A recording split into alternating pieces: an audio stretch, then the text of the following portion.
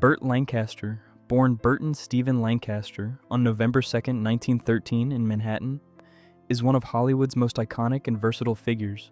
With his athletic build, piercing blue eyes, and commanding presence, Lancaster became the embodiment of American screen power during Hollywood's golden age. Raised in East Harlem by working-class Irish-American parents, Lancaster learned early on the value of grit, loyalty, and determination. Though known to the public as a handsome leading man, his life was far more complex than the persona he portrayed. Rising from humble beginnings, Lancaster's career journey took him from the circus to becoming an Academy Award-winning actor, but also brought him face-to-face with the harsher realities of Hollywood, where ambition was fierce, friendships were fragile, and stars often lived behind a mask.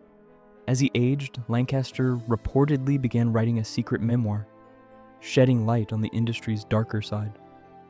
From circus to silver screen, Lancaster's early life, Burt Lancaster's ascent to stardom began far from the glitz of Hollywood. Growing up in East Harlem, Lancaster was a gifted athlete, excelling in gymnastics and sports at DeWitt Clinton High School. He later earned an athletic scholarship to New York University, where he continued to develop his physical prowess.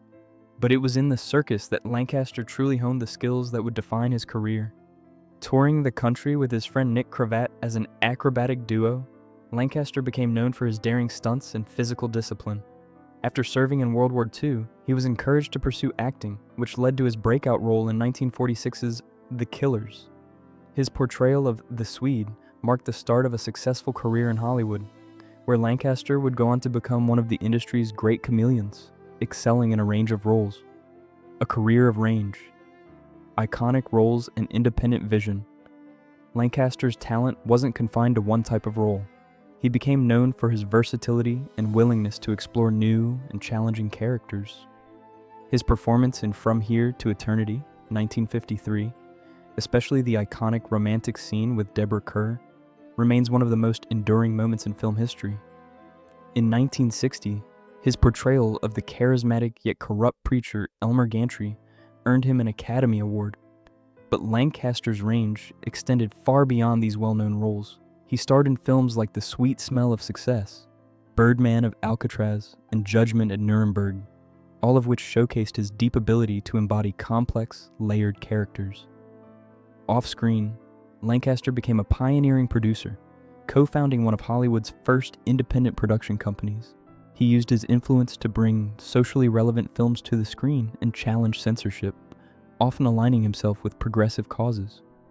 Personal life, love, marriage, and turbulence. Lancaster's personal life mirrored the complexities of his cinematic roles. He married 3 times and was involved in several high-profile relationships. His first marriage, to trapeze artist June Ernst, lasted from 1935 to 1946, but ended quietly as his career took off. Later that year, he married Norma Anderson, with whom he had 5 children. Their marriage lasted more than 2 decades, but ultimately fractured due to Lancaster's long absences and emotional distance, coupled with his infidelities. The couple divorced in 1969. After their separation, Lancaster remained largely single until 1990, when he married Susan Martin, a much younger companion who cared for him during his final health struggles. Lancaster's romantic entanglements, though frequently intense, mirrored the passions and contradictions that defined his career. A life lived in the public eye, yet marked by personal turmoil and complexity. The Siren and the Mask. Natalie Wood and Marilyn Monroe. Lancaster's secret memoir also took aim at 2 of Hollywood's most beloved female icons, Natalie Wood and Marilyn Monroe. According to the account, Wood was not the vulnerable star she appeared to be, but instead a manipulative figure who used her image as a weapon. Lancaster portrayed Wood as someone who could control men and manipulate those around her to gain influence.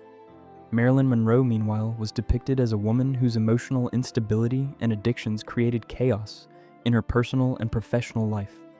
Lancaster's portrayal of Monroe as a black hole of need who used her vulnerabilities to sabotage productions and exploit powerful men is a far cry from the public narrative of Monroe as a tragic figure. These explosive allegations challenge the idealized images of these women, suggesting that Hollywood starlets were not as innocent as they appeared. The Dark Side of Comedy, Mickey Rooney and Lucille Ball Lancaster's memoir, reportedly did not spare comedy legends like Mickey Rooney and Lucille Ball.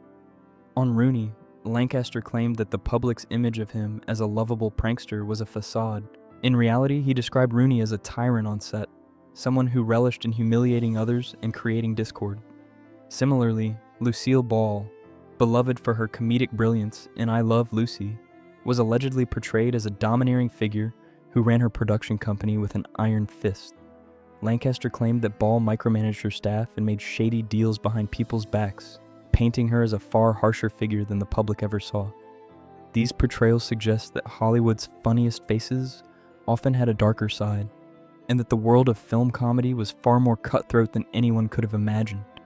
The Noble Mask, Spencer Tracy, James Stewart, and Henry Fonda. Perhaps the most shocking part of Lancaster's memoir was his portrayal of some of Hollywood's most revered stars. Spencer Tracy, often considered a moral anchor in the industry, was accused of being an abusive alcoholic who used intimidation and anger to control others. James Stewart, beloved for his everyman roles, was described as cold and condescending, using his public persona as a patriotic hero to bolster his self-image. Henry Fonda, known for his quiet integrity, was depicted as emotionally distant and judgmental. According to Lancaster, these men were not the moral paragons they appeared to be, but actors who skillfully concealed their cruelty behind a veneer of decency. Whether or not these claims are true, they challenge the public's perception of these iconic figures, suggesting that Hollywood's heroes may not have been as heroic as they seemed. Decline, death, and a legacy of truth-telling. In his later years, Burt Lancaster faced serious health issues, including atherosclerosis and 2 heart attacks. In 1983, he underwent emergency quadruple bypass surgery. Despite these challenges, he continued to work, but his health continued to decline. In 1990, Lancaster suffered a devastating stroke that left him partially paralyzed and robbed him of his ability to speak. He was cared for by his third wife, Susan Martin, until his death from a 3rd heart attack on October 20th, 1994. Whether Lancaster's secret memoir ever existed remains uncertain, but the tale of it has endured.